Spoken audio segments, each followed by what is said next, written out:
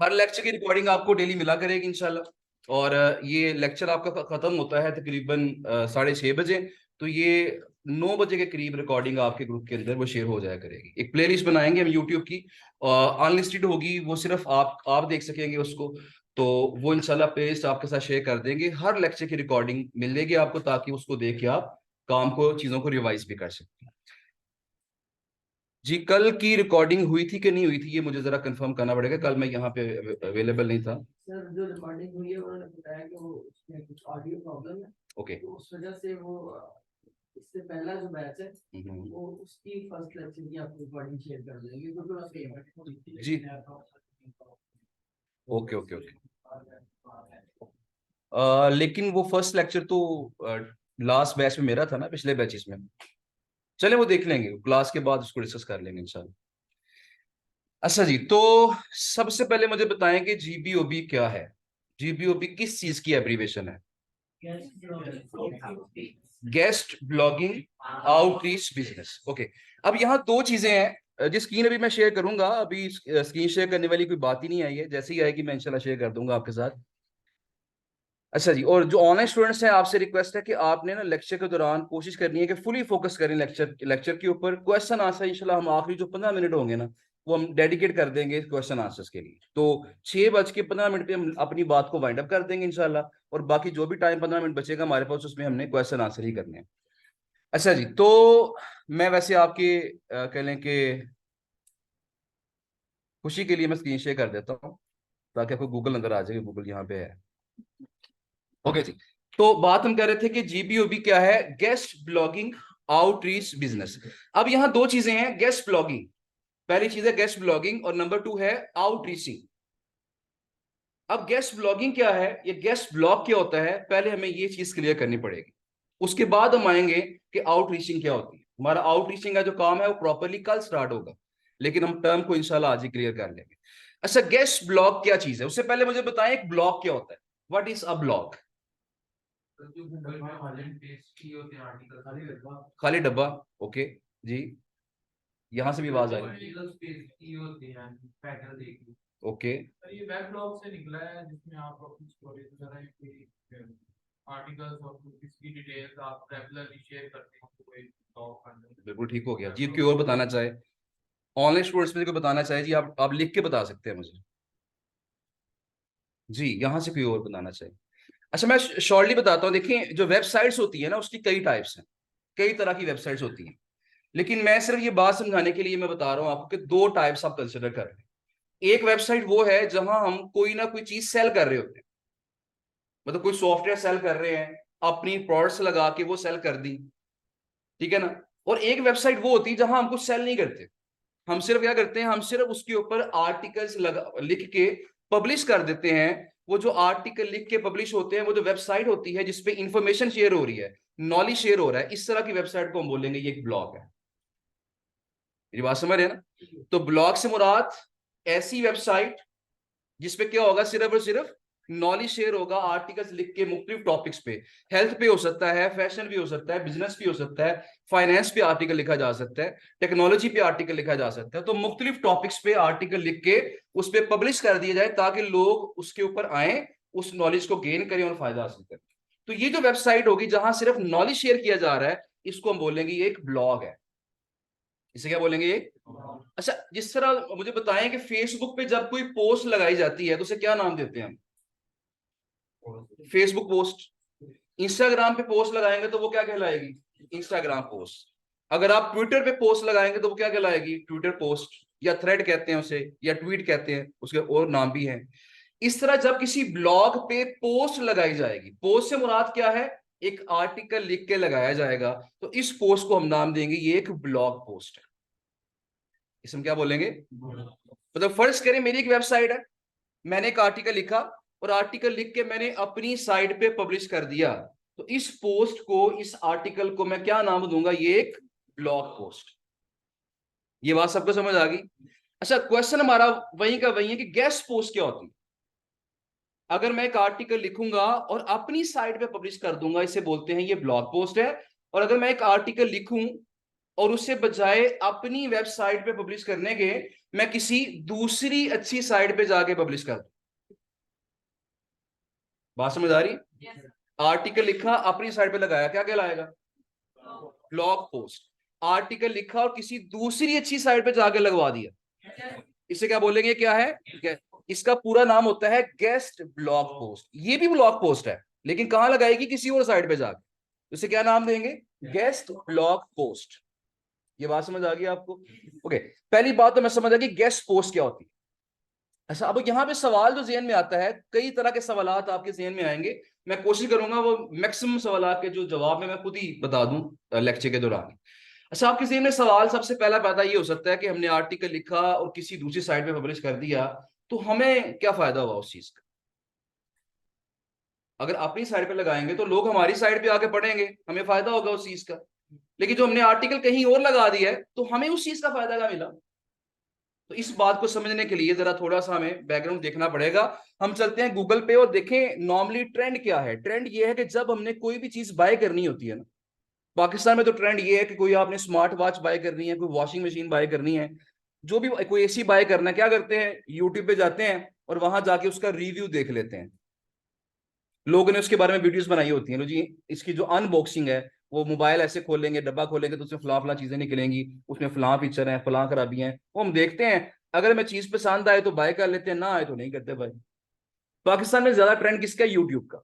हम आसानी जाते हैं, लेकिन बाहर के ममालिक में जो ज्यादा ट्रेंड है वो किस चीज का है? कि वो लोग बजाय यूट्यूब वीडियोस देखने के, वो भी देखते हैं, लेकिन वो ब्लॉग्स पढ़ते हैं, वो आर्टिकल्स पढ़ते हैं। अब फर्ज करें मैंने मैंने अगर एक स्मार्ट वॉच बाय करनी है, तो मैं यहां पे लिखूंगा बेस्ट स्मार्ट वॉचेस। मैं देखना चाहता हूं कि बेस्ट स्मार्ट वॉचेस कौन सी हैं। तो जब मैंने ये लिख के गूगल पे सर्च किया, तो गूगल ने मुझे डिफरेंट साइटें दिखा दी हैं कि लो जी इन इन साइटों पे स्मार्ट वॉचेस से मुतल्लिक आर्टिकल्स लिखे गए हैं, आप यहां आके पढ़ सकते हैं।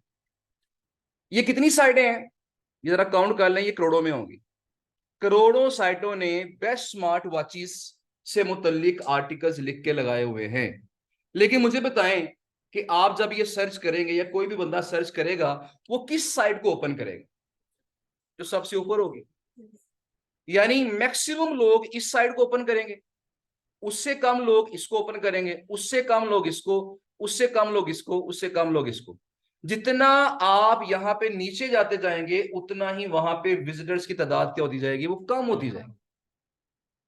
मेरी बात समझ रहे हैं ना? इसका मतलब क्या होगा? अगर हम चाहते हैं कि हमारी वेबसाइट पे लगे हुए आर्टिकल्स लोग पढ़ें, तो हमें क्या करना पड़ेगा? हमें सर्च रिजल्ट्स के अंदर, ये हमने सर्च किया, ये रिजल्ट्स आ गए, हमें सर्च रिजल्ट्स के अंदर कहां आना पड़ेगा?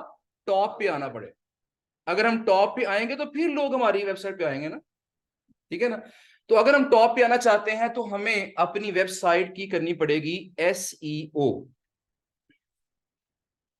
ये बात समझ रहे हैं? अगर हम चाहते हैं कि हमारी वेबसाइट, लोग सर्च करें कोई भी टॉपिक और हमारी वेबसाइट टॉप पे आ जाए, अगर हम ये चाहते हैं, क्या करना पड़ेगा? हमें अपनी वेबसाइट की करनी पड़ेगी एसईओ, यानी सर्च इंजन ऑप्टिमाइजेशन। बताएं सर्च इंजन क्या होता है? जी जी जी। सर्च इंजन होता है कि गूगल है, इसके अलावा याहू है, बिंग है, ये सारी साइट्स हैं। आप किसी भी साइट पे सर्च करें, उसके डाटा के मुताबिक ऑप्टिमाइज कर लेते हैं डाटा को वो सर्च इंजन में। बिल्कुल ठीक है जी। देखिए हम इसको सिंपली बताते हैं जी, एक ऐसा प्लेटफॉर्म, ऐसी जगह जहां पे हम कुछ भी सर्च कर सकते हैं, उसे क्या बोलेंगे? ये क्या है? ये सर्च इंजन। इस तरह गूगल पे हम सर्च कर रहे हैं, ये क्या है? ये सर्च इंजन है। हम याहू पे जाके भी सर्च कर सकते हैं, वो भी क्या है? Search engine. हम बिंग पे भी सर्च कर सकते हैं, वो भी एक सर्च इंजन। तो कई इसकी कह लें कि कई प्लेटफॉर्म है जहां पे हम जाके सर्च कर सकते हैं, लेकिन सबसे जो फेमस है वो कौन सा है? वो गूगल ही। अच्छा, search engine optimization. Search engine तो ये हो गया, ऑप्टिमाइजेशन से मुराद क्या है? कि अपनी वेबसाइट को इस तरीके से सेट किया जाए कि हमारी वेबसाइट सर्च इंजन के अंदर टॉप पे आ जाए। ये बात समझ रहे हैं? वो टेक्निक्स, वो सारे तरीके जिनको इस्तेमाल करके हम अपनी वेबसाइट को इस अंदाज से सेट करें कि वेबसाइट क्या हो जाए? सर्च इंजन पे टॉप पे आ जाए। तो ये जो टेक्निक्स होंगी, इन्हें हम क्या बोलेंगे? ये क्या है? ये एसईओ है, यानी सर्च इंजन ऑप्टिमाइजेशन। अच्छा जी, अब पहली बात तो मैं समझ आ गई कि अगर हमने गूगल पे नंबर 1 पे आना तो हमें अपनी वेबसाइट की एसईओ करनी पड़ेगी। देखिए मेन टॉपिक हमारा गेस्ट पोस्ट है, मैं उससे हटूंगा नहीं, हमने अल्टीमेटली वहीं पे आना। लेकिन ये सारी बातें जो मैं बता रहा हूँ, ये सारा बैकग्राउंड समझना आपके लिए जरूरी है। काफी लोगों को शायद पहले से पता होगी चीजें वाली, लेकिन बाकी लोगों को ये पता होना जरूरी है, क्योंकि जब हमने क्लाइंट से बात करनी होती है, हमने आगे वेंडर से बात करनी है, तो नॉलेज हमारे पास जितना बेहतर होगा, अच्छा होगा, उतना हम ज्यादा कॉन्फिडेंस के साथ बातचीत कर सकेंगे। हमेशा कहा करता हूँ, कोर्स करने का मकसद हमारा सिर्फ पैसे कमाना नहीं होगा, हमारा कोर्स करने का मकसद यहाँ पे नॉलेज गेन करना भी है। हमें नॉलेज गेन करना है ताकि हम इस फील्ड में माहिर हो सकें। जितना माहिर होंगे उतना खुद ब खुद लोग आपके पास आएंगे, आपको ऑर्डर्स देंगे। अगर आपके पास फर्ज करें नॉलेज नहीं है, स्किल नहीं है, तो फिर लोग आपके पास नहीं है। तो नॉलेज अच्छा हमारे पास होना चाहिए। बहरहाल जी, अब यहाँ देखिए, जब मैंने इस वेबसाइट को ओपन किया, ये नंबर 1 पे आ रही थी, मैंने इसे ओपन किया। अब इसने क्या किया जी, द बेस्ट स्मार्ट वॉचेस, इसने एक आर्टिकल लिखा हुआ है। इस आर्टिकल में देखें, यहाँ पे ये टेक्स्ट भी है, इसके अंदर यहाँ पे उसने इमेजेस भी लगाए हुए हैं। लेकिन उसके साथ साथ देखें, इसने हर पोर्शन के बाद यहाँ लेके लिखा हुआ है ना कि $350 at Amazon, $350 at Best Buy, $350 at Target. अब फर्ज करें मुझे ये जो वॉच है पसंद आ गई, गूगल पिक्सल वॉच 2, ये मुझे फर्ज करें पसंद आ गई है, मैंने ये पैराग्राफ पढ़ा और मुझे जब ये वॉच पसंद आ गई, मैं गया, मैंने क्लिक किया इसके ऊपर, और मैं कहाँ पहुंच जाऊंगा, जब मैंने इस पर क्लिक किया तो ये खुल जाएगी Amazon। अब चूंकि मुझे ये वॉच पसंद आई हुई है और मैं बिल्कुल बाय करने ही वाला हूं, तो मैं जब यहाँ पे ऑप्शन आ गई जी कि यहाँ पे साइन इन करें और बाय कर लें, मैं यहाँ से इसको बाय कर लूं। जब मैं बाय करूंगा तो मैं पैसे दूंगा Amazon, ऐसे ही है। लेकिन मुझे बताएं, Amazon के पास ये ग्राहक किसने भेजा? ये इसका नाम था वायर्ड, इसका नाम क्या था? Wired.com। तो Amazon के पास वो ग्राहक किसने भेजा? Wired.com। इसका मतलब क्या होगा कि Amazon जिसने ग्राहक भेजा है उसको कुछ कमीशन देगी। ये बात समझ रहे हैं? Amazon का अफिलिएट प्रोग्राम है, यानी जो लोग ग्राहकों को भेजते हैं Amazon के पास, वो ग्राहक वहां जाके बाय कर लेता है, उसके बदले क्या करता है Amazon? वो जो रिकमेंड करता है, भेजता है, उसको कमीशन देता है। ये कमीशन बाज का $1 होता है, ये कमीशन बाज का $2 होता है, ये कमीशन बाज का $100 भी होता है। ठीक है ना? ये जो मार्केटिंग है, जिसमें हम क्या कर रहे हैं, किसी दूसरे स्टोर की चीजों को सेल करवा के कमीशन ले रहे हैं, इसको बोलते हैं एफिलिएट मार्केटिंग। इसे हम क्या बोलते हैं? मेरी बात समझ रहे हैं ना? ये वॉच मेरी नहीं है, ये वॉच तो गूगल की है, लेकिन सेल कहां हो रही है? Amazon पे। मैंने वहां से सेल करवाई और मुझे उसके बदले कमीशन मिल गया। तो ये जो मार्केटिंग होगी, इसे क्या नाम देंगे? ये एफिलिएट मार्केटिंग। ये बात बताना इसलिए जरूरी थी क्योंकि हमारे आगे चल के जो मोस्टली क्लाइंट्स होंगे वो एफिलिएट मार्केटर्स होंगे। एफिलिएट मार्केटर जो हैं वो नॉर्मली हमसे गेस्ट पोस्ट से लगवाते हैं, अच्छी खासी गेस्ट पोस्ट से लगवाते हैं। इसलिए हमें पता होना चाहिए कि एफिलिएट मार्केटिंग क्या होती है। अच्छा जी, अब यहाँ पे ग्राहक क्या आया जी? यहाँ पे आया, उसने जो रीडर था उसने आर्टिकल पढ़ा, यहाँ क्लिक किया, Amazon पे चला गया, वहां उसने बाय किया, इसको कमीशन मिल गया। अब फर्ज करें अगर इस वेबसाइट पे रोजाना के 1 लाख लोग आ रहे हैं और 1 लाख लोगों में से सिर्फ 1,000 लोग यहां से बाय कर लें, इसके थ्रू बाय कर लें वॉच को, और एक सेल के बदले Amazon इसको $1 दे, तो इसका मतलब क्या है कि इस वेबसाइट ने एक दिन में $1,000 कमा लिए, यानी पाकिस्तानी तकरीबन ₹2.25 लाख। इसका मतलब क्या होगा कि जितनी हमारी वेबसाइट पे ट्रैफिक ज्यादा आएगी, उतना ही सेल्स के चांसेस भी क्या होंगे? ज्यादा होंगे। उतना ही कमीशन कमाने के चांसेस भी क्या होंगे? ज्यादा होंगे, और हम ज्यादा पैसे कमा के बैठेंगे। अच्छा, ट्रैफिक से मुराद मेरी क्या है? जब मैं ट्रैफिक बोलूंगा इसका मतलब क्या होगा? ट्रैफिक की डेफिनेशन हम यहां पे याद रखेंगे कि ट्रैफिक से मुराद है number of visitors per month. Number of visitors per month, कि एक माह में इस वेबसाइट को कितने लोग विजिट कर रहे हैं। अगर ट्रैफिक 1,000 है, इसका मतलब क्या होगा कि एक माह में 1,000 लोग विजिट कर रहे हैं इसको। अगर ट्रैफिक 1 लाख है, इसका मतलब क्या होगा कि एक माह में 1 लाख लोगों ने विजिट किया है इसको। इसका मतलब क्या होगा कि जितनी ट्रैफिक ज्यादा होगी उतनी सेल ज्यादा, उतना कमीशन ज्यादा, उतना हमारे पास पॉकेट में पैसे भी क्या होंगे? वो ज्यादा। अच्छा मुझे बताएं, अब ट्रैफिक ज्यादा कब आएगी? गैस ट्रैफिक ज्यादा कब आएगी? जब गूगल में नंबर 1 पे रैंक करेंगे ना। इसका मतलब क्या हुआ कि अगर हम अच्छी एसईओ करें तो हमारी साइट गूगल में नंबर 1 पे आएगी, उससे क्या होगा, हमारी ट्रैफिक बढ़ेगी, उससे क्या होगा, सेल्स बढ़ेंगी, उससे क्या होगा, पैसे ज्यादा आएंगे। तो अल्टीमेटली एसईओ का ताल्लुक किसके साथ है, पैसे कमाने के साथ है। अगर हम अच्छी एसईओ कर लें तो हमारी सेल्स और पैसे हमारे क्या हो जाते हैं, वो बढ़ जाते हैं। इवन जो अच्छे अच्छे एसईओ वाले लोग हैं वो तो ये कहते हैं जी कि एसईओ का मतलब है, अगर आप एसईओ एक्सपर्ट बन गए हैं तो इसका मतलब ये है कि आपको सोना बनाने का फार्मूला पता चल गया। यानी देखें, गोल्ड अगर आप बेचे तो कितना महंगा बिकता है, तो वो इस बात को कंपेयर करते हैं सोना बनाने के फार्मूले के साथ, कि अगर आप अच्छी एसईओ एक्सपर्ट बन गए हैं, आप 50-100 साइटें बना लें, सबको नंबर 1 पे रैंक कर लें, तो कितने पैसे आपके पास आ जाएंगे। अगर एक साइट आपको फर्ज करें महीने के 10 लाख दे रही है, 2 बना लें रैंक कर लें 20 लाख, 3 बनाकर रैंक कर लें 30 लाख, साइटें बनाकर रैंक करते जाएं और आपके जो पैसे हैं वो मल्टीप्लाई होते जाए। ठीक है जी। अच्छा, बहरहाल अब हमारी जो बात है वो क्या है, हमने कहा जी कि अगर हमने नंबर 1 पे आना है तो क्या करना पड़ेगा, हमें अपनी साइट की एसईओ करनी पड़ेगी। अब जो एसईओ है वो तो एक बहुत ब्रॉड फील्ड है, उसको सीखने के लिए बहुत टाइम चाहिए, 6 माह साल कम से कम लग जाता है उसके ऊपर सीखने में। लेकिन एसईओ का एक छोटा सा पार्ट है जिसे हम कहते हैं गेस्ट ब्लॉगिंग। उसमें क्या बोलते हैं, गेस्ट ब्लॉगिंग। ये जो गेस्ट ब्लॉगिंग है ये किसका पार्ट है, एसईओ का पार्ट। अगर कोई बंदा अपनी वेबसाइट के लिए गेस्ट ब्लॉगिंग अच्छी करता है, गेस्ट पोस्ट अच्छी लगवाता है, तो उसकी वेबसाइट की एसईओ अच्छी होगी। अगर उसकी वेबसाइट की एसईओ अच्छी होगी तो क्या होगा, रैंकिंग अच्छी होगी, रैंकिंग अच्छी होगी तो क्या होगा, ट्रैफिक अच्छी होगी, और ट्रैफिक अच्छी होगी तो पैसे अच्छे होंगे। मेरी बात समझ रहे हैं। तो यहां मैं समझ आ गई कि लोग गेस्ट पोस्टें क्यों लगवाते हैं, कि अच्छी अच्छी गेस्ट पोस्टें लगवाने से एसईओ इंप्रूव होती है, एसईओ इंप्रूव होने से रैंकिंग इंप्रूव होती है, और रैंकिंग इंप्रूव होने से पैसे ज्यादा आते हैं। इस बात को हम डिटेल से देख चुके हैं कि कैसे ज्यादा आते हैं।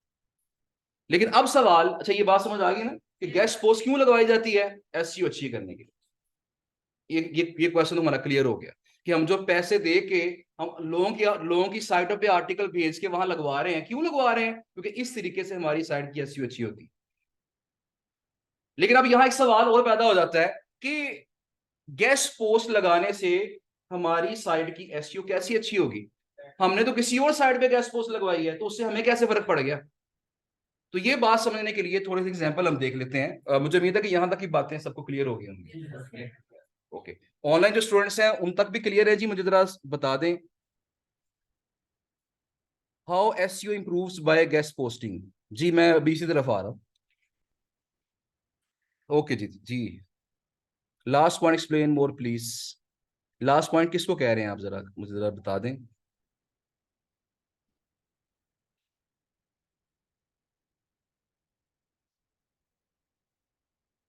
जी बिलाल अहमद शाह साहब हैं जी, जरा बताइएगा।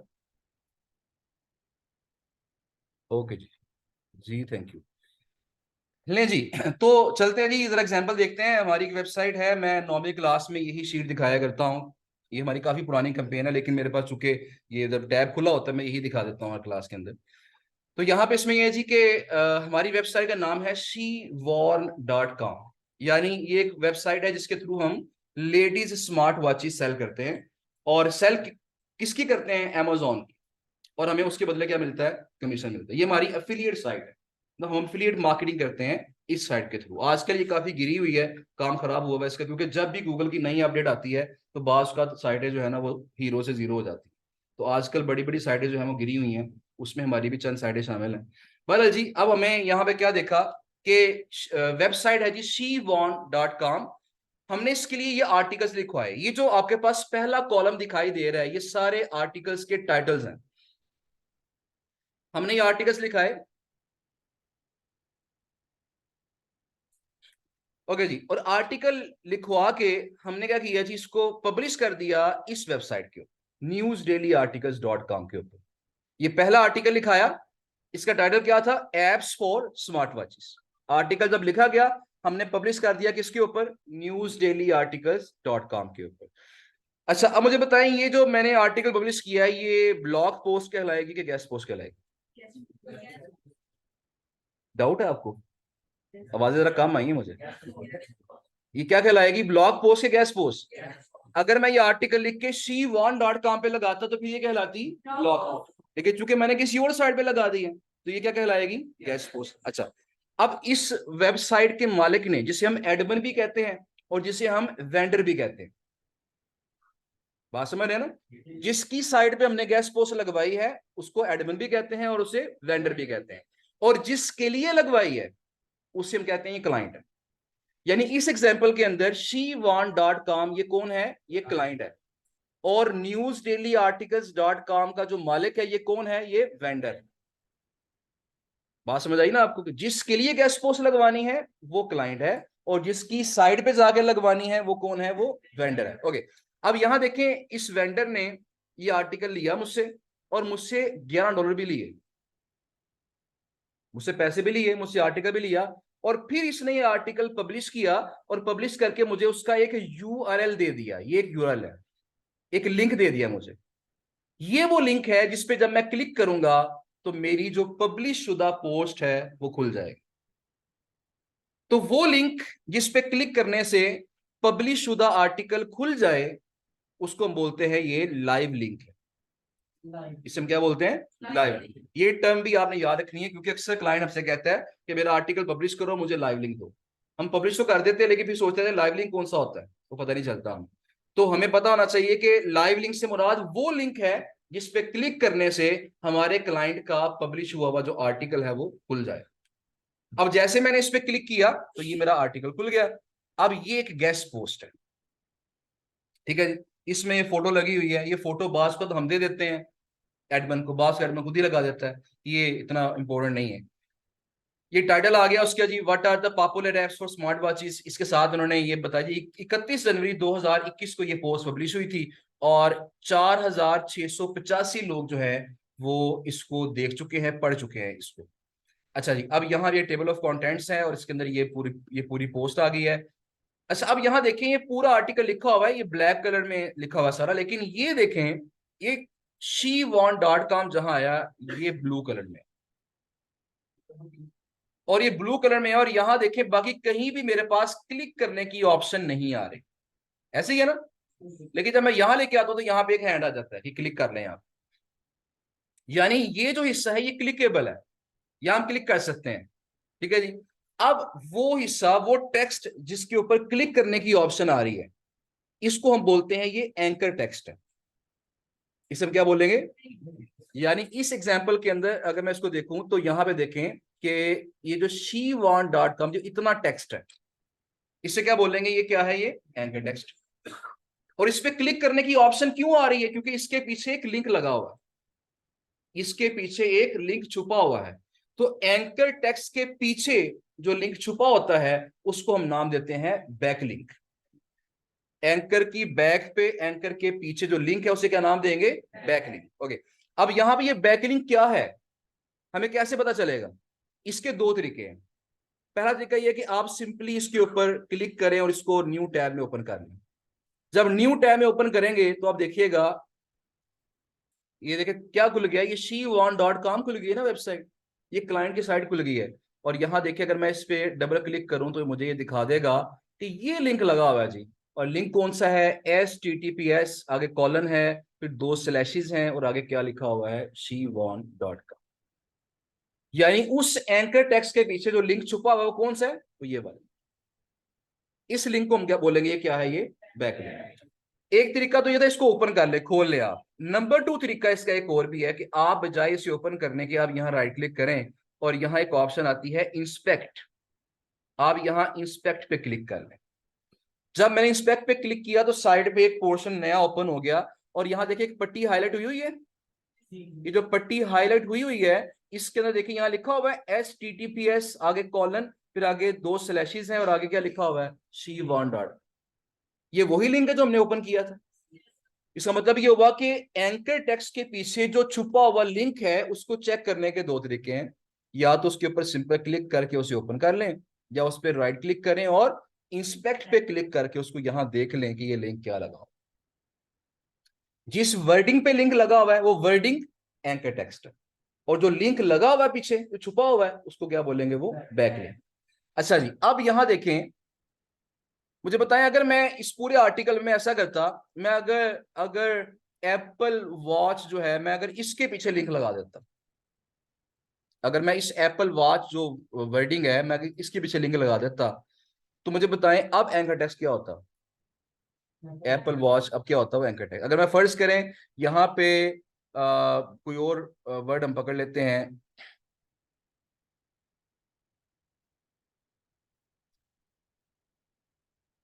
ऊपर हम कोई देख लेते हैं यहाँ पे, मतलब जो रेलेवेंट वर्ड हो सकते हैं वो क्या हो सकते हैं इसके अंदर, Android wear apps, let's suppose मैं इस पर क्लिक, क्योंकि ऐप से मतलब आर्टिकल है ना, अगर मैं एंड्रॉइड वियर एप्स, अगर मैं ये सिलेक्ट करता 3 वर्ड्स और इन 3 वर्ड्स को सिलेक्ट करके इनके पीछे लिंक लगा देता, तो अब मुझे बताएं एंकर टेक्स्ट क्या होता, एंड्रॉइड वियर एप्स। देखिए बास का एंकर टेक्स्ट जो है वो एक वर्ड होता है, बास का 2 वर्ड होते हैं, बास का 3 वर्ड, बास का ये 10-10 वर्ड भी हो सकते हैं। तो ये डिपेंड करता है कि हम, वो जो क्लाइंट है वो किस पे लिंक लगवाना चाह रहा है, ये क्लाइंट बताता है हमें कि एंकर टेक्स्ट क्या होगा और उसके पीछे लिंक क्या लगाना है। जिसने हमें आर्टिकल दिया है वो ये बताएगा, लो जी ये मेरा एंकर टेक्स्ट है और ये लिंक है जो हमें लगाना है। हम लगा के क्या करेंगे, क्लाइंट उसको वेंडर को फॉरवर्ड कर देंगे, या वेंडर को हम ऐसे ही इंफॉर्मेशन सेंड कर देंगे, वो जब आर्टिकल पब्लिश करने लगेगा तो खुद ही लिंक लगा देगा उसके लिए। जी जनाब। सर मैं ये पूछना चाह रहा था कि वर्ड जरूरी है कि उससे रिलेटेड ही हो या जो भी क्लाइंट के साथ? जो भी क्लाइंट के वो हमने वो बात मान ली। अब क्लाइंट असल में ये वर्ड क्या होता है, एंकर टेक्स्ट क्या होना चाहिए, ये एक्चुअली एसईओ का एक पार्ट है। तो अब वो, अगर तो क्लाइंट को एसईओ आती है तो वो खुद बताएगा हमें, और अगर फर्ज करें उसने कोई गलती कर दी है तो हम उसे रिकमेंड कर सकते हैं, अगर हमें भी एसईओ आती है हम उसे रिकमेंड कर सकते हैं, यार ये ना करो, अब इस पे लगवा लो, ये ज्यादा बेहतर रहेगा। तो वो जो लोग एसईओ जानते हैं, ये वही लोग डिसाइड करते हैं कि एंकर क्या होना चाहिए और लिंक क्या लगाना है। इफेक्ट होता है कुछ ऐसे वर्डिंग पे अगर एप्पल से लगाते हैं? डेफिनेटली जो एंकर टेक्स्ट होता है ये आपके, ये डेफिनेटली मैटर करता है। एंकर टेक्स्ट की कई टाइप्स होती हैं, वो टाइप्स भी मैटर कर रही होती है। मैं भी उसी तरफ आ रहा हूँ कि जो एंकर टेक्स्ट हमने अभी देखा है ना, इसकी 3 टाइप्स हैं कॉमन, जो ज्यादा कॉमन है। वो 3 टाइप्स कौन सी हैं, एक होती है हमारे पास जी branded anchor text. First type कौन सी है, branded anchor text. Branded anchor text कौन सा होता है, देखिए अगर आपका जो ब्रांड नेम है, अगर आप उसके पीछे ही लिंक लगा दें, मसलन फर्ज करें एक आर्टिकल लिखा गया जिसके अंदर सॉफ्ट ड्रिंक्स के बारे में बताया गया था, जो कोल्ड ड्रिंक्स होती हैं, पेप्सी होगी, कोका कोला होगी, तो उनके बारे में बताया गया, और जहां पेप्सी का जिक्र आया हमने क्या किया, पेप्सी को पकड़ा, उस वर्ड को पकड़ा और पेप्सी के पीछे पेप्सी की साइड का लिंक लगा दिया। अब ये जो वर्ड पेप्सी होगा ये एंकर बन गया, और ये कौन सा एंकर है, इसे बोलेंगे ये ब्रांडेड एंकर, क्योंकि पेप्सी एक ब्रांड है। अगर मैंने फर्ज करें कोका कोला का जब वर्ड आया, मैंने उसके पीछे उसकी साइड का लिंक लगा दिया, अब कोका कोला क्या हो गया, ये ब्रांड हो गया, ये एंकर हो गया, और चूंकि मैंने इसके पीछे लिंक लगाया है तो ये भी क्या हो गया, ये ब्रांडेड एंकर टेक्स्ट हो। अब यहाँ जो she-want.com है, ये भी ब्रांड है, चाहे लोग इसको जानते नहीं ज्यादा, लेकिन फिर भी मेरी तरफ से तो ये ब्रांड ही है। अब चूंकि मैंने भी यहाँ पे ब्रांड का नेम इस्तेमाल किया है, she-want.com का इस्तेमाल किया है, तो ये भी क्या कहलाएगा, ये भी ब्रांडेड एंकर टेक्स्ट। ठीक हो गया। अच्छा अगली बात क्या है जी, फर्स्ट टाइप तो होगी ब्रांडेड, नंबर 2 क्या होता है, उसे कहते हैं generic anchor text. Generic anchor text, ये जो मैं बातें भी बता रहा हूँ टाइप्स, ये बड़ी कम इस्तेमाल होंगी, कम यूज करनी पड़ेंगी आपको, लेकिन ये पता होना चाहिए। ठीक है, जितना क्लाइंट को आप फैसिलिटेट करते हैं, जितना क्लाइंट को आप अच्छा रिस्पॉन्ड करते हैं, उतना क्लाइंट आपको जल्दी ऑर्डर देता है और आपसे ज्यादा खुश होता है। तो अगर आप ये चीजें पता होंगी तो क्लाइंट के साथ बातचीत अच्छे अंदाज से कर सकेंगे। अच्छा जी, फर्स्ट टाइप कौन सी है, ब्रांडेड। नंबर 2 क्या है, जेनेरिक। जेनेरिक का वर्ड निकला है जनरल से। जनरल क्या होता है, जो आमतौर पर इस्तेमाल हो सकते हैं, जो कोई भी इस्तेमाल कर सकते हैं। मुझे बताएं she-want.com ये कोई भी इस्तेमाल कर सकता है, ये तो मैं ही इस्तेमाल करूंगा ना अपने ब्रांड के लिए। लेकिन अगर ऐसा हो, जिस आपने देखा होगा कि अगर आर्टिकल लिखा होता है और वहां पे एंड पे लिखा होता है कि रीड मोर, और उस पर क्लिक करने की ऑप्शन आ रही होती है, हम उस पर क्लिक करते हैं, नई साइट खुल जाती है, या लिखा होता है क्लिक हेयर, कभी देखा आपने कि नहीं देखा, किसने देखा था एंड्रेस का, बस तकरीबन सबने देखा होगा। Click here, read more, learn more, ये ऐसे अल्फाज हैं जो कि कोई बंदा भी इस्तेमाल कर सकता है। तो ये जो एंकर टेक्स्ट होंगे इन्हें हम क्या बोलेंगे, ये जेनेरिक एंकर टेक्स्ट। ये बात समझ आ गई। पहला क्या था, ब्रांडेड, जो सिर्फ ब्रांड का मालिक इस्तेमाल करेगा नॉर्मली। दूसरा क्या होगा, जेनेरिक, जो कोई भी इस्तेमाल कर सकता है। और तीसरा हमारे पास क्या होता है, उसे कहते हैं naked anchor text. Naked anchor text क्या होता है, नेकेड से मुराद अनकवर्ड। ठीक है जी। अब नेकेड एंकर टेक्स्ट क्या होता है जी, इसके अंदर देखें, यहाँ पे इस वक्त एंकर टेक्स्ट क्या है, she-want.com, और इसके पीछे लिंक क्या लगा हुआ है, वो ये नहीं था, वो पूरा क्या था, HTTPS फिर आगे कॉलन फिर 2 स्लैशेस फिर आगे क्या लिखा हुआ था, Shivan। वो पूरा यूआरएल था। तो फ्रंट पे सिर्फ shivan.com है और बैक पे क्या है, यूआरएल है पूरा। नहीं, जो पीछे है वो सामने नहीं है। लेकिन अगर ऐसा हो कि जो पीछे लिंक लगा हुआ है पूरा के पूरा HTTPS फिर कॉलन फिर स्लैशेस फिर shivan.com, मैं उसी को उठा के यहां लिख दूं और उसी पे लिंक लगा दूं, इसका मतलब क्या है कि अब जो सामने है वही पीछे है। ये अनकवर्ड है, इसके ऊपर कोई कवर नहीं है, जो पीछे छुपा हुआ है वही सामने नजर भी आ रहा है। तो ऐसी एंकर टेक्स्ट को हम क्या बोलेंगे, ये नेकेड एंकर टेक्स्ट। इसे क्या बोलेंगे, इसको इस तरह देख लें कि जो लिंक आप लगाना चाहते हैं, जो लिंक आप लगाना चाहते थे बैकलिंक, आप उस लिंक को ही उठाएं और आर्टिकल लिख दें। अगर हम ऐसा कर लेते हैं कि जो पीछे छुपा हुआ लिंक था उसको ही सामने ले आए, तो ऐसा एंकर टेक्स्ट क्या कहलाएगा, ये नेकेड एंकर टेक्स्ट कहलाएगा। ठीक है जी। अच्छा, ये तो टाइप्स होगी एंकर टेक्स्ट की। अब अगली बात की तरफ आते हैं। अगली बात हमारे पास है जी, जो बैकलिंक्स हैं उनकी भी टाइप्स होती हैं। उनकी टाइप्स क्या होती हैं जी, एक होता है डू फॉलो, दूसरा होता है नो फॉलो। अब ये बात समझना बहुत इंपॉर्टेंट है क्योंकि हमारा क्वेश्चन अभी तक वही का वही है। हमने बाकी सारी रेलेवेंट बातें देख ली हैं लेकिन क्वेश्चन वही का वही है कि गेस्ट पोस्ट हमारी साइट की एसईओ कैसे इंप्रूव करेगी, हमें रैंक करने में किस तरह हेल्प करेगी। अब इस सवाल का जवाब यहां आने वाला है। देखिए, जब मैंने ये आर्टिकल पब्लिश किया, ये गेस्ट पोस्ट जब मैंने पब्लिश करवाई newsdailyarticles.com के ऊपर, तो मैंने अपना यहाँ पे एंकर इस्तेमाल किया, साथ मैंने लिंक लगा दिया। अब क्या होगा कि जब कोई बंदा इस आर्टिकल को आके पढ़ेगा, आर्टिकल पढ़ते पढ़ते जब यहां कहा गया है go to shivan.com for smart watches reviews compatible with various apps, अब जो बंदा ये देखना चाहता होगा वो क्या करेगा, क्लिक करेगा शिवान पे और क्लिक करके कहां पहुंच जाएगा, shivan.com पे। अब इस क्लिक करने से दो फायदे होंगे, दो फायदे होंगे शिवान को। क्या, पहला फायदा तो ये होगा कि इस पे क्लिक करने से शिवान खुल गई, यानी शिवान पे ट्रैफिक आ गई, और जब ट्रैफिक आएगी तो फिर सेल्स भी आएंगी, ऐसे ही है ना। तो पहला फायदा गेस्ट पोस्ट का क्या हुआ कि यहां से डायरेक्ट ट्रैफिक मिल रही है। ये जो लिंक लगाया हुआ हमने, इस लिंक पे क्लिक करने से डायरेक्ट ट्रैफिक हमारी साइट पे आ रही है। हम रैंक कर रहे हैं कि नहीं कर रहे हैं वो बात की बात है।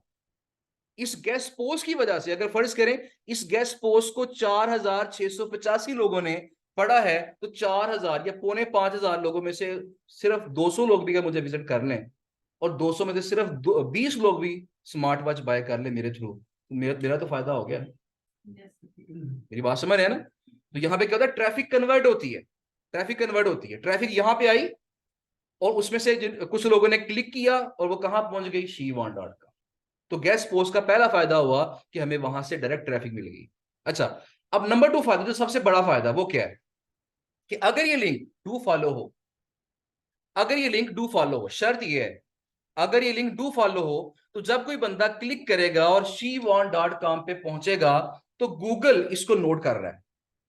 गूगल ने इसको नोट कर लिया कि फलां बंदा न्यूज डेली आर्टिकल पे गया था और वहां से क्लिक करके कहां आया, shivan.com। यानी गूगल ने यह समझा कि न्यूज डेली आर्टिकल्स ने बंदे को भेजा है कहां पे, shivan.com। आम अल्फाज में इसको इस तरह कह लें कि न्यूज डेली आर्टिकल ने सिफारिश की है किसकी, shivan.com। उसने पढ़ने वाले के सामने सिफारिश की है कि शिवान पे चले जाओ, वहां अच्छी बातें लिखी हुई हैं। उसका मतलब क्या हुआ कि जब मैं बैकलिंक की बात करूंगा, डू फॉलो बैकलिंक की बात करूंगा, इसका मतलब होता है सिफारिश। ये आपको एक सिफारिश मिल गई है, कहां से मिली है, newsdailyarticle.com। अब देखिए जरा ये शीट पे गौर फरमाएं। इस शीट में अगर मैंने फर्ज करें कोई 20 गेस्ट पोस्टें लगाई हैं 20 डिफरेंट साइडों पे, इसका मतलब क्या होगा कि ये 20 डिफरेंट लोग सिफारिश कर रहे हैं किसकी, shivan.com। अब एक बात आप याद रखिएगा कि गूगल की जो एसईओ है वो किस पे बेस्ड है। गूगल कोशिश करता है कि जो रूटीन के डेली लाइफ के जो मामलात हैं उसकी बेस पे अपना सिस्टम बनाए एसईओ। अब देखिए रूटीन का मामला क्या है, अगर आपने एक जॉब लेनी है कहीं पे और जॉब लेने के लिए आपकी कोई सिफारिश नहीं है तो क्या जॉब जल्दी मिलेगी आपको, मुश्किल हो जाएगी। लेकिन अगर आपकी एक अच्छी सिफारिश है तो जॉब मिलने के चांसेस क्या हो जाएंगे, बेहतर हो जाएंगे। अगर 2 अच्छी सिफारिशें हैं तो जॉब मिलने के चांसेस क्या हो जाएंगे, बहुत ज्यादा हो जाएंगे। सिफारिशें इकट्ठी करते जाएंगे, जॉब मिलने के चांसेस बढ़ते जाएंगे। इसी तरह यहां पे क्या होगा, जितनी ज्यादा सिफारिश इकट्ठी करेंगे उतना ही गूगल हमें ज्यादा जल्दी ऊपर रैंक करेगा, हमारी पावर बढ़ती जाएगी, और जितनी हमारी पावर बढ़ेगी उतना गूगल हमें ऊपर रैंक करेगा। मेरी बात समझ रहे हैं ना? तो गेस्ट पोस्ट के अंदर जो डू फॉलो बैकलिंक लगा होता है उसका मतलब है सिफारिश। अगर हम एक गेस्ट पोस्ट लगाते हैं मतलब एक सिफारिश मिल गई हमें, दो गेस्ट पोस्टें लगाएंगे दो सिफारिशें, तीन गेस्ट पोस्टें तीन सिफारिशें। जितनी ज्यादा और जितनी अच्छी सिफारिशें होंगी उतना हमारी पावर बढ़ जाएगी, गूगल की नजर में हमारी वैल्यू बढ़ जाएगी, और जिसकी वैल्यू जितनी ज्यादा होगी साइट की उतना गूगल पे वो टॉप पे रैंक करेगा। तो हम ये सिफारिशें बढ़ाते जाएंगे और आहिस्ता आहिस्ता हमारी जो रैंकिंग है आहिस्ता आहिस्ता क्या होती जाएगी, वो अप होती है। ठीक है जी। तो जो बिहाइंड द सीन जो सिस्टम चल रहा होता है गेस्ट पोस्ट के अंदर वो ये सिफारिश वाला सिस्टम होता है। अच्छा जी, अगला देखें कि मैंने बताया जी कि ये जो लिंक है वो डू फॉलो होगा तो फिर ये सिफारिश काउंट होगी, वरना सिफारिश काउंट नहीं होगी। तो यहां देखिएगा कि यहाँ पे डू फॉलो नो फॉलो किस तरह चेक किया जाए, उसके लिए आपने वही काम करना है। यहाँ एंकर पे आके जब क्लिक करने की ऑप्शन आ रही है तो आपने राइट वाला बटन दबाना है, और दबाने के बाद आपने क्लिक करना है इंस्पेक्ट के ऊपर, और जब इंस्पेक्ट पे क्लिक करेंगे तो वही ये पट्टी हाईलाइट हो चुकी है। अब यहाँ लिंक भी नजर आ गया आपको। अब आपने देखना है कि इस लिंक से आगे या इस लिंक के पीछे कहीं भी इस पूरी पट्टी पे, इस पूरी हाईलाइटेड पट्टी के ऊपर कहीं भी अगर नो फॉलो लिखा हुआ है तो ये लिंक नो फॉलो होगा, और अगर नो फॉलो नहीं लिखा होगा तो ये लिंक कौन सा होगा, डू फॉलो। यानी बाय डिफॉल्ट ये लिंक कौन सा होता है, डू फॉलो। अगर पब्लिश करने वाला जो वेबसाइट का मालिक है, जो वेंडर है, अगर वो इसको नो फॉलो लिखेगा तो फिर ये नो फॉलो बनेगा, वरना ये क्या बनेगा, ये डू फॉलो ही बनेगा। ठीक है जी। तो डू फॉलो नो फॉलो कैसे पहचानना है, आपने एंकर पे राइट क्लिक करना है, उसके बाद जब ये इंस्पेक्ट पे क्लिक करना है, जो पोर्शन ओपन होगा वहां जो हाईलाइटेड पट्टी होगी वहां देखना है सिर्फ हमने कि वहां कहीं भी अगर नो फॉलो लिखा हुआ है तो ये लिंक नो फॉलो होगा, वरना ये लिंक कौन सा होगा, डू फॉलो। ठीक है जी। अब ये तो समझ आ गई कि डू फॉलो नो फॉलो को हमने डिफरेंशिएट कैसे करना है। लेकिन एक क्वेश्चन अभी भी बाकी है कि डू फॉलो अच्छा लिंक है, डू फॉलो पे क्लिक करने से लोग हमारी साइट पे आ रहे हैं, हमें ट्रैफिक मिल रही है और साथ हमें सिफारिश भी मिल रही है, डबल फायदा हो गया, ट्रैफिक भी मिली और सिफारिश भी मिली। लेकिन जो नो फॉलो लिंक होगा उस पर क्लिक करने से लोग हमारी साइट पे आ तो जाएंगे लेकिन गूगल उसको सिफारिश काउंट नहीं करेगा, उसके नाम से जाहिर हो रहा है नो फॉलो। यानी ये वेबसाइट वाला खुद कह रहा है कि मैं इसको फॉलो ना करो, मैं इसकी सिफारिश नहीं कर रहा, लोग खुद ही जा रहे हैं, बस सिफारिश नहीं कर रहा मैं इसकी। मेरी बात समझ आई? नो फॉलो का मतलब नो सिफारिश, और डू फॉलो का मतलब सिफारिश। ठीक है जी। जी सर, क्वेश्चन आपका है। वैसे तो मैं चाह रहा हूँ कि सिर्फ 5 मिनट मुझे और दे दें। मैं उस तरफ अभी मैंने सोचा मुझे 5 मिनट दे दें, मेरा बात अपनी वाइंड अप कर लूँ, क्योंकि बहुत सारे ऐसे सवाल हैं जो कि अभी आपके जहनों में आ रहे होंगे और मैंने अभी वो बताने हैं खुद ही आगे। जब लेक्चर हमारा वाइंड अप हो जाएगा तो फिर आप मुझसे पूछिएगा जो क्वेश्चन आपके होंगे। कुछ क्वेश्चंस के आंसर हमारे आज ही कवर हो जाएंगे, कुछ के कल कवर होंगे, क्योंकि अभी तो हमारा फर्स्ट लेक्चर है ना। ओके जी। तो बात हमारी चल रही थी कि डू फॉलो और नो फॉलो में फर्क समझ आ गया। डू फॉलो का मतलब स्ट्रॉन्ग सिफारिश और नो फॉलो का मतलब नो सिफारिश। दोनों सूरतों में ट्रैफिक मिलेगी लेकिन सिफारिश सिर्फ मिलेगी किस केस में, डू फॉलो के केस में। अच्छा, अब जो आपका सवाल था मैं उसी तरफ आ रहा था कि अगर लिंक डू फॉलो है फिर तो फायदे ही फायदे हैं, लेकिन नो फॉलो का क्लाइंट को क्या फायदा पहुंचेगा? हर क्लाइंट चाहेगा कि मेरा लिंक कौन सा हो, डू फॉलो। लेकिन फिर नो फॉलो बना क्यों है, नो फॉलो के होने की क्या वजह है? तो नो फॉलो के होने की जो वजह है वो बेसिक वजह ये है कि देखिए, मैंने भी जिक्र किया आपके साथ कि गूगल नॉर्मली क्या करता है, हमारी जो रूटीन लाइफ के मामलात हैं उसकी बेस पे अपनी एसईओ की जो टेक्निक्स हैं उसको बनाता है। तो यहाँ पे अब ये जी कि देखें, फर्ज करें ये वेबसाइट है newsdailyarticles.com, इसके ऊपर आर्टिकल लग गया और आर्टिकल में लिंक लग गया किसी गैम्बलिंग वाली साइट का, किसी कैसीनो वाली साइट का, जुए वाली साइट का। अब लोग इस वेबसाइट पे आए, newsdailyarticles.com पे आए, उस डू फॉलो लिंक पे क्लिक किया और कहां पहुंच गए, किसी जुए वाली वेबसाइट पे पहुंच गए, गैम्बलिंग वाली साइट पे पहुंच गए। अब गैम्बलिंग को क्या गूगल पसंद करेगी? नहीं पसंद करती। तो क्या होगा, इसका मतलब क्या कि इस वेबसाइट ने गलत साइट की सिफारिश कर दी। जब इसने गलत साइट की सिफारिश की है तो उसकी अथॉरिटी बढ़ने के लिए बढ़नी वो तो बात की बात है, लेकिन इसकी अथॉरिटी क्या हो जाएगी, कम हो जाएगी। अगर हम किसी चोर डाकू की सिफारिश करते हैं किसी डिपार्टमेंट में, उसको जॉब मिल जाए और डकैती करके वहां से भाग जाए, तो मुझे बताएं कि सिफारिश करने वाले की इंपॉर्टेंस बढ़ेगी कि कम होगी, वैल्यू कम हो जाएगी। सेम पैटर्न यहाँ पे है। अगर हमने किसी साइट पे गेस्ट पोस्ट लगाई, डू फॉलो लिंक लिया, लेकिन वो हमने जो हमारी साइट थी वो फर्ज करें गलत साइट थी, तो जब कोई साइट गलत साइट को लिंक देती है, सिफारिश करती है, तो उसकी अपनी अथॉरिटी डाउन हो जाती है। ये अगर रैंक कर भी रही थी, ये खुद डाउन हो जाएगी। इसलिए लोग क्या करते हैं, कुछ बड़ी साइटों ने अपना एक फिक्स पैटर्न बनाया हुआ है, क्या कि वो कभी भी आपको डू फॉलो लिंक नहीं देगी। मसलन जिस तरह फोर्ब्स है, ब्लूमबर्ग है, बिजनेस इंसाइडर है, टेक क्रंच है, इस तरह की जो बड़ी बड़ी साइटें हैं, ये कभी भी आपको डू फॉलो लिंक नहीं देंगी, क्योंकि उन्होंने पॉलिसी बना लिया कि हमने किसी की सिफारिश नहीं करनी है। क्योंकि सिफारिश करने के चक्कर में अगर गलत सिफारिश होगी तो उनकी अपनी अथॉरिटी क्या हो सकती है, वो कम हो सकती है। लेकिन लोग फिर भी वहां नो फॉलो लिंक लगवाते हैं, हजारों डॉलर एक पोस्ट के देते हैं, यानी पाकिस्तानी 20, 30, 50 लाख रुपए देते हैं सिर्फ एक पोस्ट लगवाने के वहां पे। और लिंक कौन सा मिलता है, नो फॉलो, बगैर सिफारिश वाला लिंक। क्यों? क्योंकि उन साइटों पे जो ट्रैफिक आ रही होती है डेली, वो कितनी ट्रैफिक आ रही है रोजाना, 10 लाख, 15 लाख, 20 लाख। तो अगर उस आर्टिकल पे 10 लाख ट्रैफिक आ जाए और 10 लाख में से हमें सिर्फ 1 लाख भी मिल जाए, तो हमने डू फॉलो का क्या करना है, हमें तो डायरेक्ट 1 लाख ट्रैफिक वहां से मिल गई। डू फॉलो क्यों चाहिए था, कि ताकि सिफारिश मिले, हम रैंक करें और ट्रैफिक आए। लेकिन यहां क्या हुआ, वो इतनी अच्छी साइट थी कि चाहे उसने रैंकिंग में हमारी हेल्प नहीं की, लेकिन उसने हमें इतनी ज्यादा ट्रैफिक देगी कि हम रैंकिंग को भूल गए, हमें वही ट्रैफिक इतनी अच्छी मिल गई।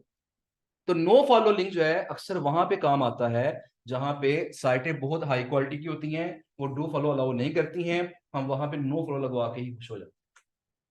और दूसरी बात, एक बात और भी होती है कि गूगल जो है वो असल में पेड गेस्ट पोस्टिंग को मना करता है। नहीं, गूगल कहता है कि गूगल कहता है कि कहती है कहता है गूगल कहता है जी कि आप पैसे देके गेस्ट पोस्ट ना लगवाएं, आप पैसे देके गेस्ट पोस्ट ना लगवाएं। लेकिन मसला ये कि पैसे लिए बगैर लगाएगा कौन हमारी गेस्ट पोस्ट, ये बात समझ रहे हैं। जी सर। गूगल ये कहता है कि आप अपनी साइट को इतना अच्छा बनाएं कि लोग खुद आपकी सिफारिशें करें, लेकिन अपनी साइट को इतना अच्छा बनाने में साल साल लग जाते हैं। और हम क्या चाहते हैं कि आज साइट बने और 3 माह के बाद हमें पैसे आना शुरू हो जाए। ये आपकी वेबसाइट है ये जी जी। तो हम चाहते हैं आज वेबसाइट बने और हमें कल पैसे आना शुरू हो जाए, हमें तो जल्दी पड़ी हुई है ना। फिर लोग क्या करते हैं, बजाय इसके अपनी साइट को अच्छा बनाने के, वो पैसे देते हैं और काम करवा लेते हैं। लेकिन गूगल इसको माइंड करते हैं, बोले नहीं ऐसा ना करें, ये बुरी बात है। तो अगर देखें, एक वेबसाइट है, मेरी वेबसाइट है she1.com, फर्ज करें मैं इस पे 100 गेस्ट पोस्ट लगवा लूं इसके लिए, और 100 की 100 गेस्ट पोस्ट में डू फॉलो लिंक्स हूं, तो गूगल को पक्का शक होगा कि नई नई साइट शुरू हुई है और सब लोग इसकी सिफारिश करी जा रहे हैं, ये तो कोई 2 नंबर ही है इसके बीच में। जब उसे डाउट होगा तो वो आपकी साइट को चेक करेगी, अगर उससे कोई इसमें मसला नजर आया तो आपकी साइट को पैनलाइज कर देगा, काम खराब हो जाएगा। तो गूगल के शक से बचने के लिए हम लोग क्या करते हैं, हम लोग फिर लिंक्स मिक्स करके लगवाते हैं। कुछ लगवाते हैं नो फॉलो, कुछ लगवाते हैं डू फॉलो, कुछ कुछ लोगों से सिफारिश ले लेते हैं और कुछ से हम सिफारिश नहीं लेते। तो नो फॉलो के 2 रीजन हैं, एक तो हम गूगल के शक से बचने के लिए मिक्स करते हैं दोनों लिंक्स को, और नंबर 2 इसका मकसद क्या होता है कि ऐसी साइटें जहां पे हमें ट्रैफिक अच्छी खासी मिल जाती है, हम वहां नो फॉलो पे राजी हो जाते हैं, हम वहां पे डू फॉलो डिमांड नहीं करते, वहां से सिर्फ ट्रैफिक ले लेते हैं, उससे हमें फायदा पहुंच जाता है। ठीक है जी। हम लोग ऐसा करते हैं बासगात कि हम सिर्फ कह लें कि $1000, ये हमने भी काफी ज्यादा इसकी प्रैक्टिस की हुई है, इसको हम कहते हैं पैरासाइट एसईओ। तो हम करते क्या, फर्ज करें मुझे पता है कि यार ये एक प्रोडक्ट है, मैं इस प्रोडक्ट को जब सेल करवाऊंगा ना तो मुझे एक सेल के बदले $100 मिलने हैं। फर्ज करें मैंने कोई ऐसी चीज मुझे मिल गई है तो उसकी मैं एक सेल करवाऊंगा, मुझे $100 कमीशन मिल रहा है। अब मैं क्या करूंगा, मैं एक अच्छा सा आर्टिकल लिखवाऊंगा, राइटर को मैं $100-200 दे दूंगा, अच्छा सा आर्टिकल लिखवाऊंगा और लिखवा के किसी अच्छी साइट पे जाके पब्लिश कर दूंगा, और उस साइट को मैं $2-3 हजार दे दूंगा। लेकिन वो साइट कैसी होनी चाहिए, जिसपे लाखों ट्रैफिक आती हो। जब मैं वो आर्टिकल वहां लगाऊंगा उसमें मैं अपना वो लिंक लगा दूंगा। वो लिंक कौन सा होगा, ये वो लिंक होगा जिसपे क्लिक करने से लोग वो प्रोडक्ट को बाय करेंगे, उस चीज को बाय करेंगे। अब क्या होगा, मैंने इन्वेस्टमेंट कर दी, फर्स्ट करें टोटल मेरा खर्चा आ गया $2000, $500 आगे लिखवाने के आर्टिकल, $1500 खर्चा आ गया आर्टिकल पब्लिश करवाने का। अब $2000 मेरी इन्वेस्टमेंट हो गई है। लेकिन अब देखें क्या होगा, अगर फर्ज करें मुझे उस आर्टिकल पे 1 लाख ट्रैफिक मिल गई, 1 लाख में से 1000 लोगों ने वो बाय कर ली चीज, तो क्या होगा, 1000 को मल्टीप्लाई करें 100 के साथ, कितने पैसे बने, $1 लाख। $2000 इन्वेस्ट किया और $1 लाख क्या कर लिया, वो कमा लिया। लेकिन इधर आपका मार्जिन जो $100 है वो प्रोडक्ट भी तो महंगी होगी, इस पे लोग स्पेंडिंग करते होंगे। देखिए इसी को तो हम कहते हैं, जो कहते हैं प्रोडक्ट हंटिंग कहते हैं। हम अमेजोन पे जब चीजें सेल करते हैं या दराज पे चीजें सेल करते हैं, तो सबसे इंपॉर्टेंट फैक्टर क्या होता है, आपकी प्रोडक्ट। उसको सोचने पे, डिसाइड करने पे लोग चीजें मार लगा देते हैं। कोई सोच ही नहीं है, अगर आपने 2% इन्वेस्ट कर दिया पर उसने आपके 10 भी नहीं ली, आपकी इन्वेस्टमेंट गई है। वैसे ही है, लेकिन मैं जब इन्वेस्ट करूंगा तो मैं सोच समझ के करूंगा ना। मैंने पहले उसकी प्रॉपर होमवर्क करना है उसका पहले, कि यार मुझे कितनी सेल्स आएंगी तो मैं इसे रिकवर करूंगा, और ये चीज की डिमांड क्या है, इंडस्ट्री इसकी मार्केट में डिमांड कितनी है। सर वो हाई प्रोडक्ट होती है कि प्राइस होता है, इसकी डिमांड ही कम होती है। जैसे अगर आपका $100 मार्जिन है तो वो प्रोडक्ट भी तो $12-13 की होगी ना मिनिमम। जी जी, तो उससे फिर उसी तरह कम सी होगी। डेफिनेटली ऐसे ही होगा। लेकिन मैं बता रहा हूँ कि ये हमने हाइपोथेटिकल चीजें बताई है ना, इसमें होता है कि हमने कई चीजें ऐसी सेल की हुई हैं, मतलब उसमें प्रॉफिट मार्जिन कितना था, एक सेल में हमारा प्रॉफिट मार्जिन था $700। $700 का मतलब क्या है, तकरीबन 2 लाख रुपए। 2 लाख रुपए एक सेल से कमाए थे हमने। अब देखिए, अगर मैं फर्स्ट के इन्वेस्टमेंट 2 लाख के कर भी दूं, एक सेल हुई 2 लाख कमा ली, अगर 10 सेल भी हो जाए तो मैंने क्या किया, 20 लाख अर्न कर लिया, 2 लाख इन्वेस्टमेंट की, 18 लाख मेरा प्रॉफिट हो गया। तो वो कैलकुलेशन पूरी करने के बाद फिर हम डिसाइड करते हैं कि हमें इस तरफ जाना चाहिए कि नहीं जाना चाहिए, ये चीज यूजफुल होगी कि नहीं होगी। वो डेफिनेटली एक अलग बहस है, कि जो आप बात कर रहे हैं, बात आपकी बिल्कुल ठीक है, लेकिन एक बिल्कुल सेपरेट एक इशू है, वो एक प्रॉपर सेपरेट कोर्स है, सेपरेट इसकी लर्निंग है कि हमने प्रोडक्ट हंटिंग कैसे करनी है, उसको हमने किस तरह चेक करना है, फिर कौन सी साइडों पे पोस्ट लगवानी है, कितने में लगवानी चाहिए, कितनी इन्वेस्टमेंट करनी चाहिए इसके ऊपर, वो सारी चीजें वो सेपरेट आ जाती हैं। ये कैसे पता चलता है कि फिर कितने लोगों ने किया है ये प्रोडक्ट्स? देखिए होता ही है कि जब भी कोई आपका स्टोर होता है, जैसे अमेजोन है, तो वो आपको जब वहां पे जाके अकाउंट बनाते हैं और वो आपको देते हैं अफिलिएट लिंक। वो जो अफिलिएट लिंक होता है वो ट्रैकर होता है। जो भी बंदा उस लिंक पे क्लिक करके अमेजोन पे जाएगा, अमेजोन के रिकॉर्ड में ऑटोमेटिकली आपका नाम चला जाएगा, यार ये जो सेल है फलां बंदे के थ्रू हुई है। तो अमेजोन या कोई भी बड़ा स्टोर जो है, जब आपको वो लिंक देता है, उसे बोलते हैं वो अफिलिएट लिंक है। जो विजिटर होते हैं उनका रहना सामने नजर आएगा, ये रहना, ये विजिटर है, ये है। जी जी, वो हमें प्रॉपर एक डैशबोर्ड मिलता है, उसके ऊपर साथ शो हो रहा होता है। ठीक है ना, हमें मेल्स भी आती हैं कि फलां बंदे ने आपकी रिकमेंडेशन से चीज बाय कर ली है, आपको फलां डेट का इसका कमीशन मिल जाएगा। तो साथ हमें मेल्स आ रही होती हैं, प्रॉपर वो स्क्रीन होती है, डैशबोर्ड होता है, उसके पास साथ शो हो रहा होता है इस महीने आपकी इतनी सेल्स हुई हैं, तो प्रॉपर सारा रिकॉर्ड मेंटेन हो रहा होता है उसके। ठीक है जी। अच्छा जी, अब हमने बातें यहीं पे आज क्लोज कर देते हैं, टाइम चूंकि हमारा ऑलमोस्ट हो गया है। क्वेश्चंस हम देख लेते हैं कि क्वेश्चंस आपके क्या हैं। First type of backlink name, do follow होता है, दूसरा नो फॉलो होता है। मैंने बता दिया कि डू फॉलो कौन सा है, जिसमें ट्रैफिक भी मिलेगी और सिफारिश भी मिलेगी, और नो फॉलो कौन सा होगा, जहां पे सिर्फ ट्रैफिक मिलेगी लेकिन सिफारिश नहीं मिलेगी। ओके, इसके अलावा कोई यहां से क्वेश्चन? अगर क्लाइंट कहता है कि मैंने डू फॉलो लिंक्स को दबाना है और वेंडर के लगा देता है नो फॉलो, तो क्लाइंट रिजेक्ट कर देगा ना उसको, क्लाइंट तो एक्सेप्ट नहीं करेगा। इसलिए हमने जब भी वेंडर से बात करनी है तो हमने पहले से उसे पूछना है कि आप जो लिंक लगाओगे वो कौन सा लगाओगे, डू फॉलो लगाओगे कि नो फॉलो। हमने साथ नोट किया होता है। ये हमारा परसों जो लेक्चर आएगा, परसों मतलब जो मंडे को लेक्चर आएगा, वहां जब मेल सेंड करेंगे तो मैं बताऊंगा कि आपने वेंडर से क्या क्या चीजें पूछनी।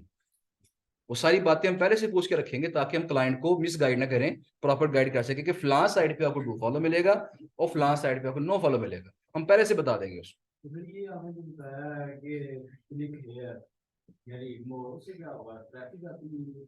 उससे भी ट्रैफिक आती है। देखें जहां भी क्लिक करने की ऑप्शन है पीछे लिंक लगा हुआ है, तो ट्रैफिक तो आएगी। अगर उस जगह पे वही लगा रहे हैं जो पीछे लिंक लगा हुआ है, वही फ्रंट पे लगा रहे हैं, वो ठीक नहीं है। ये फिर वही बात है कि एसईओ के अंदर ये हर एक का अपना अपना फायदा है। अगर बात शुरू करेंगे तो काफी लंबी चली जाएगी, टॉपिक से हम हट जाएंगे और अक्सर लोग तो ऐसे ही बोर होना शुरू हो जाएंगे। तो उसमें यह है कि ये एंकर टेक्स्ट जो टाइप्स होती हैं, इसे हमें मिक्स करना होता है। कुछ हमने नेकेड लगाने होते हैं, कुछ हमने जेनेरिक लगाने होते हैं, कुछ हमने ब्रांडेड लगाने होते हैं। बिल्कुल मकसद होता है। एसईओ जो होती है ना, हम जब फर्ज करें 100 आर्टिकल लगाए हैं, उसमें हर एक एंकर टेक्स्ट की वेटेज होती है। और नंबर 2 होता है कि उस आर्टिकल के अंदर कॉन्टेक्चुअली क्या चीज ज्यादा फिट आ रही है। आर्टिकल लिखते हुए मतलब फर्ज करें बात भी और कर रहे हैं, तो दरमियान बीच में हम कहते हैं गो टू she1.com, तो मकसद खत्म हो गया ना, गूगल इसको माइंड करेगा। फिर हमने देखना है वो जो हम बात कर रहे हैं उसके मुताबिक क्या चीज बेहतर एडजस्ट हो रही है यहाँ, उसको एडजस्ट करके वहां निकलेगा। ठीक है जी। इसके अलावा जी सर।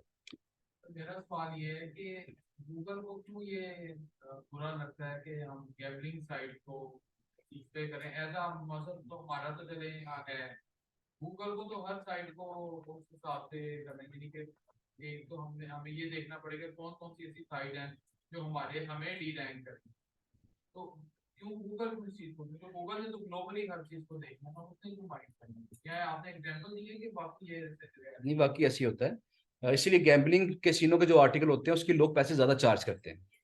उसकी रीजन ये है कि वहां पे थोड़ा सा डी रैंक होने का खदशात बढ़ जाते हैं। देखिए उसमें होता ये है, गूगल ने निशिस को थोड़ा सा कैटेगराइज किया हुआ। वाइट निशिस ऐसी है जो ग्लोबली हर बंदा पसंद करता है, उस पर किसी को इतराज नहीं है, उन्हें बोलते हैं वो वाइट निशिस है।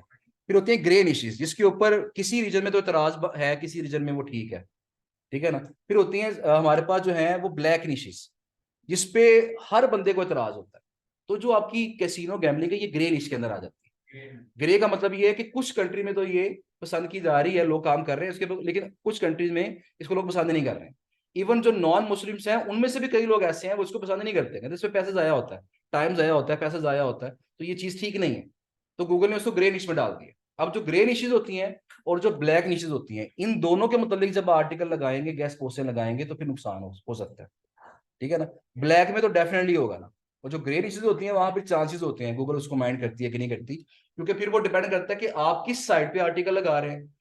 गैम्बलिंग का आर्टिकल है, गैम्बलिंग की साइड पे लगा दें, फिर कोई मसला नहीं, वो साइड ही गैम्बलिंग की थी, तो बजाय उसकी रैंकिंग नीचे होने के वो बढ़ेगी रैंकिंग उसकी, गूगल भी कोई इस बात पे इतराज नहीं उसको कोई इतराज नहीं है। लेकिन अगर आप फर्ज करें गैम्बलिंग वाला आर्टिकल है और लगा दें आप किसी इस्लामिक वेबसाइट के ऊपर और वहां गैम्बलिंग को प्रमोट कर रहे हो, तो गूगल ने पकड़ लेना यार इस्लामिक वेबसाइट है, इस्लाम में तो ये चीज मना है, तो ये गलत काम हुआ है। उस इस्लामिक साइट को गूगल क्या कर देंगे, थोड़ा सा डी रैंक करते हैं। तो वो अल्टीमेटली रेलेवेंसी देख रही होती है साथ साथ, कि अब रेलेवेंट भी है कि नहीं है इसके साथ। हाँ, अगर गैम्बलिंग से मुतालिक आर्टिकल है लेकिन मैंने लगा दिया इस्लामिक साइट के ऊपर और वहां मैंने गैम्बलिंग के नुकसान बताए हुए हैं, अब वो रेलेवेंट हो गया ना, अब गूगल उसको माइंड नहीं करेगा। तो बहुत सारी चीजें होती हैं जो कि साथ साथ मैटर कर रही होती है। जी जनाब। ये जो नोट लिंक होते हैं नोट इंडेक्स होता ये क्या होता है? है नॉन इंडेक्स होता है? नहीं, ऐसे नहीं होता। नो फॉलो लिंक जो होते हैं, इंडेक्स से मुराद क्या, पहले तो ये बताना पड़ेगा ना, हमें समझाना पड़ेगा। ये कल समझाएंगे कि इंडेक्स से मुराद क्या, क्योंकि टाइम शॉर्ट है जरा, ये बात थोड़ी 5-10 मिनट पे हो जाएगी इंडेक्स सेशन में। जरा सिर्फ 1 मिनट ठहर जाए, मैं जरा ये क्वेश्चन देख लूं पहले इनका। हमें टूल्स मिलेंगे पेड वाले? नहीं मिलेंगे, खुद बाय करने पड़ेंगे आपको इंशाल्लाह। प्लीज अगेन डिटेल बता दें, व्हाइट निश, ग्रे निश और ब्लैक निश। व्हाइट निश वो होती हैं जिसमें किसी भी बंदे को इतराज नहीं है, मतलब हर बंदा एक्सेप्ट कर लेता है। जिस तरह फर्ज करें फूड है, अच्छी खुराक अब खा रहे हैं, फूड से मुतालिक आर्टिकल लेके जा रहे हैं, ये व्हाइट निश है। ठीक है ना। लेकिन ग्रे निश क्या है कि जिसमें कुछ रीजन्स के अंदर उस पर इतराज हो रहा है, कुछ में उसको पसंद किया जा रहा है, तो ये ग्रे निश आ जाएगी। इसके अलावा जो ब्लैक निश है वो है जिसमें हर बंदे को इतराज है, जिसको हर बंदा नापसंद करता है। विच मार्केट इज बेस्ट फॉर जीबीओबी, ये अभी लेक्चर आगे आएंगे इंशाल्लाह, बहुत सारी मार्केट्स बताएंगे आपको। ब्रांडेड और जेनेरिक को रिपीट करते हैं। ब्रांडेड एंकर टेक्स्ट कौन सा होता है जी? जो ब्रांड के नेम पे हो, जो कंपनी का नेम है, अगर वो नाम लिख के उसके पीछे लिंक लगा दिया जाए उसे बोलेंगे ये ब्रांडेड है। और जेनेरिक क्या होता है? ऐसा टेक्स्ट जो कि कोई भी इस्तेमाल कर सकता है। मैंने मिसालें बताई थी कि learn more, click here, read more, जो इस तरह के वर्ड लिखे होते हैं और लिंक लगाया होता है पीछे, इन्हें बोलते हैं जेनेरिक है। अच्छा जी, टूल्स नहीं मिलेंगे। जो गेस्ट ब्लॉगिंग में जस्ट प्रोडक्ट सेल का काम होगा। मैं अभी बताता हूँ आपको जी, बस ये लास्ट बात मैं करके फिर वाइंड अप करूंगा इसको। हम वेबसाइट खुद ही ढूंढेंगे और वेंडर से डील होगी तो हम आई कॉपीफाई पे ऐड करेंगे वो वेबसाइट जी। भी ये आगे वाली बातें पूछ रही हैं, अभी लेक्चर हमारे इंशाल्लाह ये वाले आने हैं, इस पे पूरा पूरा लेक्चर है आई कॉपीफाई पे और फाइवर पे एटसेट्रा।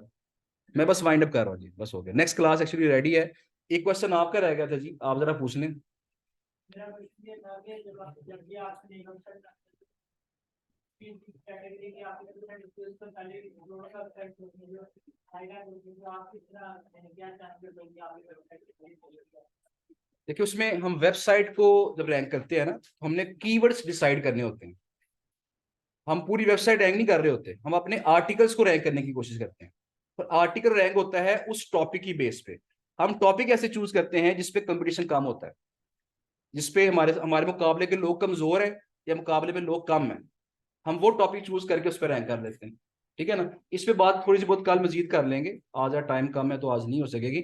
आखिरी बात जरा सुन ले जी, अक्सर लोगों के ज़हन में अभी भी शायद ये बात चल रही है कि हम जीबी उबी काम करेंगे कैसे, पैसे कैसे कमाएंगे। तो शॉर्टली जरा सुन लें सिर्फ 1 मिनट के अंदर। पैटर्न हमारा ये होता है कि हम अच्छी अच्छी जो वेंडर साइटें हैं, वेंडर साइटें कौन सी होती हैं, जिन पे हमने गेस्ट पोस्टें लगवानी है, ठीक है ना, जो सिफारिश करेंगी हमारी, या हमारी सिफारिश करेंगी कि हमारे क्लाइंट की सिफारिश करेंगे।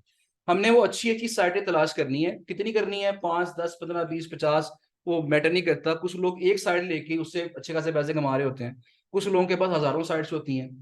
तो वो हम इस पे कल बात करेंगे इंशाल्लाह। तो आपके पास फर्ज करें 100 साइट्स आपने ढूंढ ली हैं, उनके साथ राब्ते कर लिए हैं, उनके साथ प्राइस फाइनल कर लिए हैं कि फलां साइट इतने में गेस्ट पोस्ट लगाएगी, फलां इतने में लगाएगी, फलां इतने में लगाएगी। वो लिस्ट बना के आपने पास रख लेनी है और उसमें आपने अपना प्रॉफिट मार्जिन ऐड कर लेना। नहीं फर्ज करें मेरी डील हुई है $10 में, मैं उसकी प्राइस वहां लिख दूंगा $20। मेरी डील हुई है 50 में, मैं वहां लिख दूंगा 60 या 70 लिख दूंगा वहां। इस तरह प्रॉफिट के साथ वहां प्राइसेस डालेंगे और वो शीट जो है अपने क्लाइंट्स के साथ शेयर करेंगे। क्लाइंट्स कौन होते हैं, वो लोग जो गेस्ट पोस्टें लगवाना चाहते हैं। अब ये लोग कहां से ढूंढेंगे हम, इसके लिए बहुत ज्यादा प्लेटफॉर्म, आगे तमाम लेक्चर्स में हमने इन पे बातें करनी है। फाइवर है, अपवर्क है, पीपल पर आवर है, एसईओ क्लर्क है, फेसबुक है, लिंक्डइन है, ब्लैक एट वर्ल्ड है, ट्विटर है, तो बेशुमार प्लेटफॉर्म्स। एडसीआई कॉपीफाई है, वहां से हम लोग ढूंढते हैं जिनको गेस्ट पोस्टें चाहिए होती हैं, उन तक हम अपनी लिस्ट शेयर करते हैं। हमारी लिस्ट को वो देखते हैं, जो उन्हें साइटें पसंद आती हैं वो सिलेक्ट करके हमें आर्टिकल भेज देते हैं, हम उनका आर्टिकल पब्लिश करवाते हैं। तो फर्ज करें मैंने अगर उससे $20 लिए हैं क्लाइंट से, तो मैं 10 खुद रखूंगा और 10 मैं एडमिन को दे के अपना प्रॉफिट जो अपने पास रखें।